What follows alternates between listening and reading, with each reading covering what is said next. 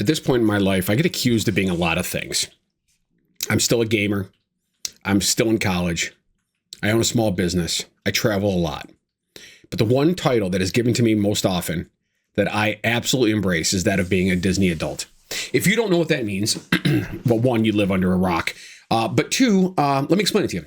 So there's been a phenomenon over the last decade or so, I guess would be a substantial amount of time and around the ballpark of what this phenomenon has existed in, where Disney has become well known as a travel destination for adults without children. Not to say that the adults that go there don't have children. I have children, but they don't take their children.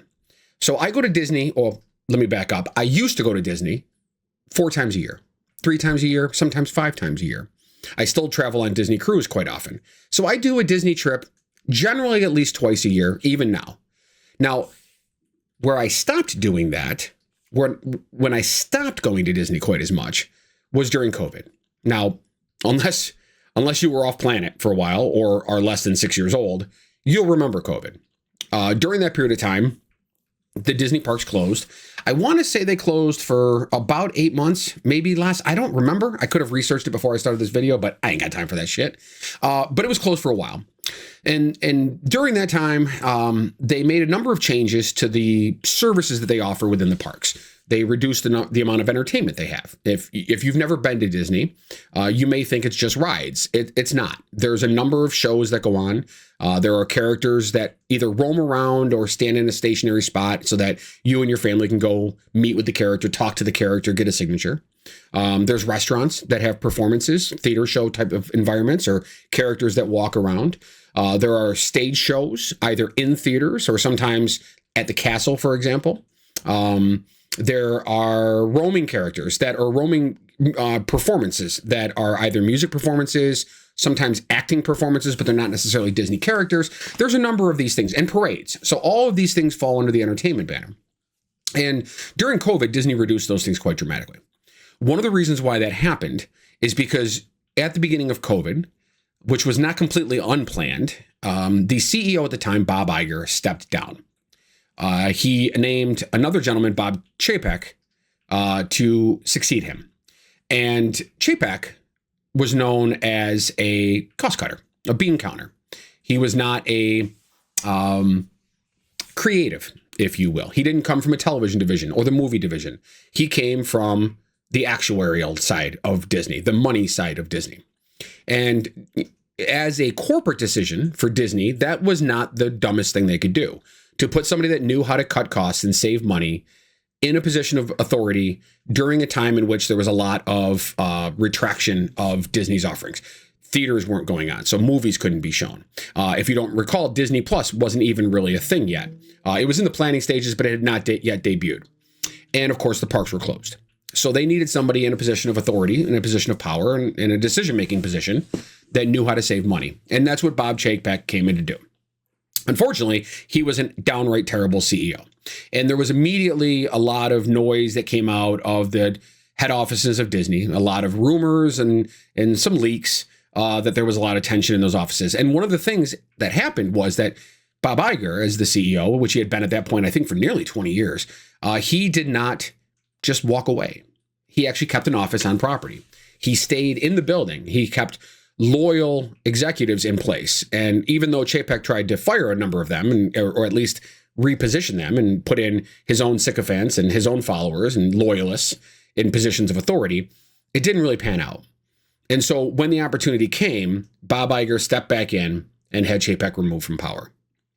Now, those of us that are Disney fans, Disney adults, if you will, people that enjoy the park experience more than anything else, a lot of us did not like what was going on during that period of time. They took away annual passes.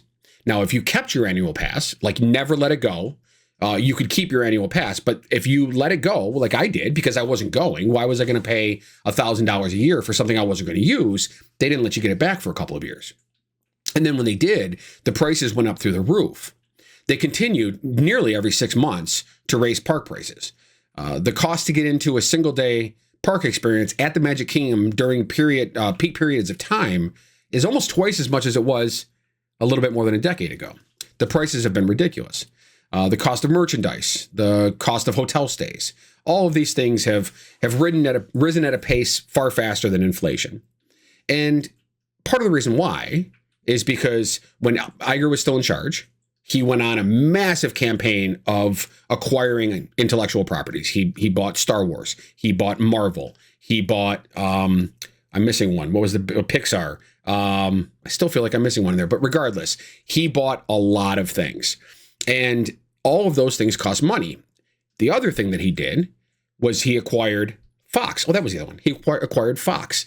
He also acquired Hulu. He also built up Disney Plus. And all of these things were massive, took massive amounts of capital. And so they have to recoup those costs.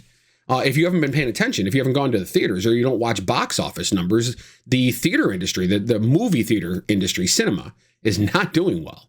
And really, either has Broadway for that matter, and Disney has Broadway showings.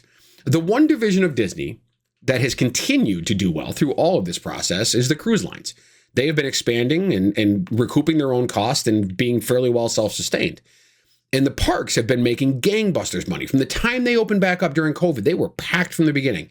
Now, they limited the number of people that could come in, and they enforced social distancing just like everybody else did during that period of time. But by raising those costs and still having the need, people feeling the need to go to those parks, they were making money hand over fist. But for those of us who have money, who choose to go to Disney often, we were seeing less and less value. My friend Mark, who you may have seen on my video a couple days ago when I talked about the Empire Builder, the train trip across the country, Mark is in the same boat as me. He's been going to Disney for more than a decade, multiple times a year. Now, he's a West Coast Disney guy, not an East Coast Disney guy, but both of us have not been going as much. As a matter of fact, Mark even sold off his DVC property, which is their vacation club. It's like a form of timeshare that Disney offers. And I've kept mine, but I've only gone to I haven't been to the parks since January of last year. So it's been over a year for me since I've been to the parks. I've been on a few cruises since then, but not to the parks. So I have not seen anything through this process that makes me believe that the parks have returned to what they used to be. Now, that does not mean that they're not getting there. So one of the things that was announced a couple of years ago is an expansion, primarily of the Magic Kingdom, but there's also some expansion going on at Disney's Animal Kingdom. These expansions and some changes to Hollywood Studios and Epcot, but the primary capital investments are happening at the Magic Kingdom and at Animal Kingdom. Now, Animal Kingdom is they've essentially demolished their Dinosaur Land area, and they are now making that based more on like a Latin American theme, and featuring Encanto and Coco, stuff like that. And then the dinosaur ride that's been there since I believe 1989. That ride is actually going to become Indiana Jones ride, which if you've been to Disneyland, essentially the same ride vehicle, the same ride platform, but in Disneyland it's themed to Indiana Jones. So they're bringing that theming to Animal Kingdom. Magic Kingdom, however, Magic Kingdom is getting a massive overhaul. The entire Rivers of America, where the riverboat cruise took you around that left side of the park or the west side of the park, that has all been drained. The riverboat boat is no longer there. Tom Sawyer's Island is now gone, and that whole area right there is going to be turned into a new Cars Land with a Pacific Northwest theme, roller coaster, et cetera, et cetera. And then back behind where Big Thunder Mountain Railroad is, on the other side of where Haunted Mansion is, way back there, which, if you don't know, back there is a employee parking lot back there, but that is also going to be part of this expansion. They're doing a Villains Land. Now, these things have been met with big fanfare. There's some questions about whether or not the Cars Land fits in there, but that's all fine and dandy. The Villains area certainly does. And I think that those expansions are going to be great. And the issue is, there's a couple of things. One, it's not enough. Universal Studios, who has been Disney's closest competitor, at least in the Orlando market, a little bit on California, but they're so far away, it's not quite the same. But certainly in Orlando, Florida, Universal is their primary competitor. They opened an entire new park called Epic Universe last year.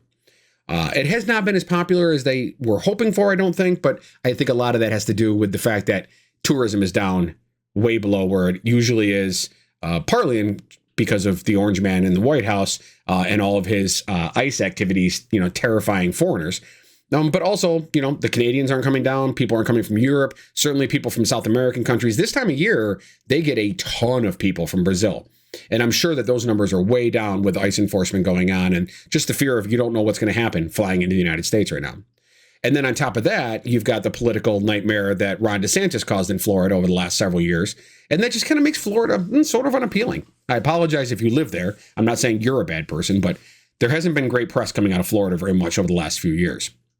So all of that is the backdrop for the news that hit yesterday, which has been maybe the worst kept secret in Disney history, but they announced that Josh D'Amaro is going to be the new CEO as Bob Iger steps down. Now, Josh D'Amaro has been with the company for a very long time. He is from the Parks Division. He has been heading up the Parks Division for a number of years now, meaning that as CEO, the assumption is going to be that his focus is going to be on the Parks Division. And that would be great because that has certainly been the economic engine for Disney, with movie theaters declining, Disney Plus still failing to really have the market share that it wants, even with Hulu being absorbed into it and all the Fox properties. So Josh D'Amaro is going to be handling the role of CEO, but they've hired a woman named Dana Walden to be the president and chief creative officer, meaning that she's going to be the Walt Disney of the things, the Bob Iger, if you will, the person who understands the entertainment division, television, movies, et cetera, et cetera. So I think Josh D'Amaro is a fantastic choice. I've had the opportunity to meet Josh twice. Once on the opening day of Galaxy's Edge in Orlando. And then last January, I believe it was last January, I met him in Disneyland. No, it was last March, or like not this past March, but the March before. I met him at Disneyland, just happened to bump into him on Main Street, USA, and had a quick chat with him. Wonderful dude. Great to talk to. You can hear the passion in his voice for Disney. So I'm not saying I'm booking a trip to Disney right away. We are thinking about going to Disneyland in October. We have a trip planned out to the West Coast, and we're probably going to hit it then. But it's going to take some substantial changes. I would like to see costs come down, or at least provide some more offerings to make the rising cost of Disney worth it for the average person to go down there. They're still packed. Their races, the Run Disney events still do really, really well. But there is certainly something missing that used to be there. Part of it's the magic. Now, they lost a ton of long-term employees during COVID. They had to lay everybody off. People went and got new jobs, and they didn't necessarily come back to Disney afterward. So some of that institutional morale, that institutional knowledge, that institutional way of doing things that has been, passed down since Walt ran the parks, some of that's lost. And I don't know if we'll ever get it back, but I have hope. I really do. I don't want to make a statement. I love the Disney Corporation because, I'm not exactly a super pro-capitalist. I certainly don't want to embrace a multi-billion-dollar corporation. That's not exactly what it is. But there's a part of me that's in my heart that really loves the ideal that Walt Disney set for all of us from the 1950s on, when he opened Disneyland in 1956. There is something about Disneyland and Disney World. By the way, I was a cast member at Disneyland back in the 90s. There is something about it that still makes life feel wholesome and magical and keeps that child in me still alive. And regardless of corporate machinations and acquisitions and stock prices and all that nonsense that goes along with modern corporate America, I park that to the side. That is not my motivator for Disney. For me, it's walking through those turnstiles, scanning my Magic Band, walking underneath the railroad tracks into Town Square, walking around the corner onto Main Street, USA, and seeing that castle. That is a sensation.